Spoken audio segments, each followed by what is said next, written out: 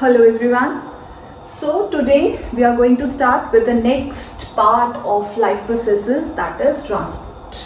First we'll be doing transport in plants. This life process transport is very important because each and every organ of a plant or human has to take, or it should have the proper amount of water, minerals and food. So because it is synthesized somewhere else, it has to be transported to each and every organ of plant and animals. So first we are going to start with the transport in plants. Transport in plants is divided into two categories. In plants there are two major transport systems. First is xylem and second is phloem. Xylem is responsible for carrying water and minerals in plants, and phloem is responsible for carrying or for transporting food materials. So we'll discuss them one by one. First we are going to do xylem, that is how water and minerals they are transported in plants. So xylem, it is consisting of again two types, that is xylem vessels and tracheids. Xylem vessels, they are, first of all, they are non-living. They are consisting of dead cells. It is kind of a long tube which runs like a drain pipe through the plant. So in a plant there is a drain pipe, kind of drain pipe which is running through the plant, from where what is happening, water and minerals, they are transported to each and every organ. Because we know water and minerals जो हैं वो plant के अंदर कहाँ से आते हैं, through roots only. So from roots it is transported to each and every part of plant through what? Through xylem vessel. So it is, you can say it is a kind of drain pipe. One thing more, we have already studied, it is a non-living, so it is consisting of dead cells. Their walls are lignified, they are made up of cellulose and lignin, and it provides what? Strength to the plant. This lignin and cellulose being very strong, they provide strength to the plant so that the plant, it remains, helps the plant to keep upright, so that the plants remains upright in a proper position. So xylem vessels are responsible for that. Next is tracheids. Tracheids, they are long, thin, spindle-shaped cells. Their shape is like of that spindle with pits in their cell walls. Pits is small pores. Small pores होते हैं इनके cell walls में, and because of these pits, water is transported from one tracheid to another tracheid.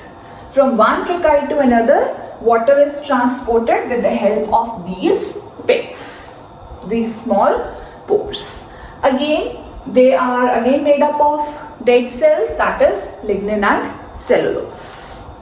So these are two parts of xylem which are responsible for carrying water and minerals in the plant, that is from one part to another part. Now we have already done one thing more.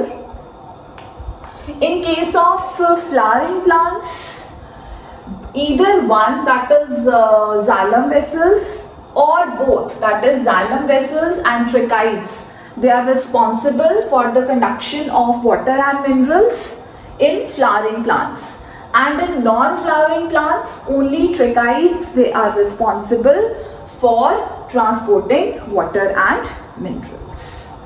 Now we have already done what? That it is transported in plants from one part to another with the help of xylem vessels or with the help of tracheids. But how it is being done, how it is conducted, how water and minerals they are transported, what is the driving force which is occurring inside the plants. So we can say water is sucked up by xylem vessels. So to make it more clear, I'll be giving you one example. When you drink that cold drink with a straw, what you are doing? You're sucking that cold drink with the straw, and by sucking, what you are doing? You are creating a region of low pressure at the upper end of straw by sucking the air, and in the lower end of straw there is a region of high pressure. So region of low pressure is at top and region of high pressure is at bottom. What will happen? That cold drink or juice, whatever you are having, it will move from high pressure to low pressure, that is from downwards to upwards. Similarly, this type of low pressure is created in leaves. Now how this type of suction, you can say, or this type of pressure variance is created in leaves? By the process of what?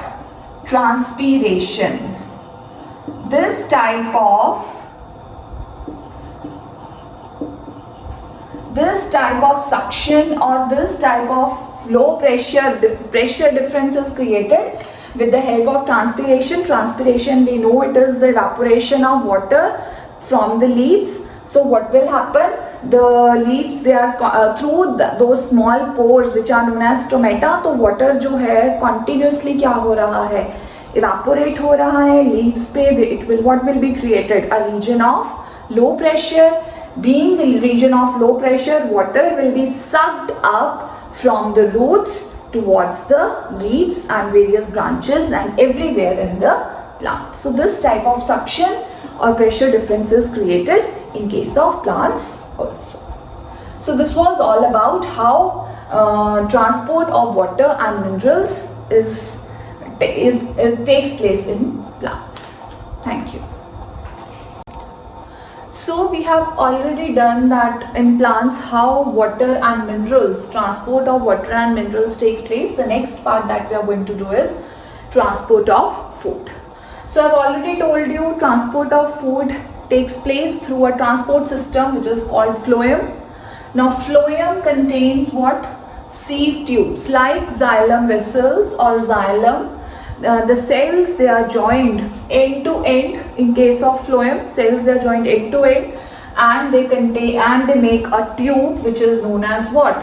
Sieve tubes. Now what are sieve tubes? Sieve tubes, they form what? Phloem. Phloem, which is made up of sieve tubes. They are, first of all, there are living cells which contain cytoplasm. They have got cytoplasm but no nucleus. So we can see over here, this is a sieve tube. It contains cytoplasm. This is a cytoplasm, but it doesn't contain nucleus. And sieve tube does not have what? It does not have lignin. Now each sieve tube is joined with a companion cell. Companion cell is having the cytoplasm, or you can say a dense cytoplasm, and a nucleus is also there with this companion cell. Now what companion cell, what is the role of companion cell? It will provide sieve tube with some of its requirements, like what is required for transportation. This companion cell will provide to the sieve tube. Now in companion cell, other organelles are also present.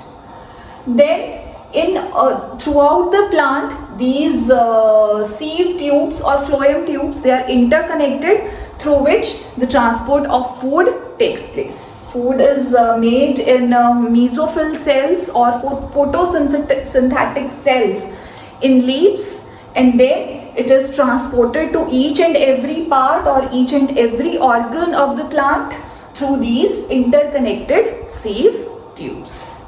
Because each and every part of the plant has got some requirements to grow or to conduct various biochemical processes, so it takes place through these sieve tubes which are interconnected and which are responsible for conducting food or transporting food to each and every part of the plant.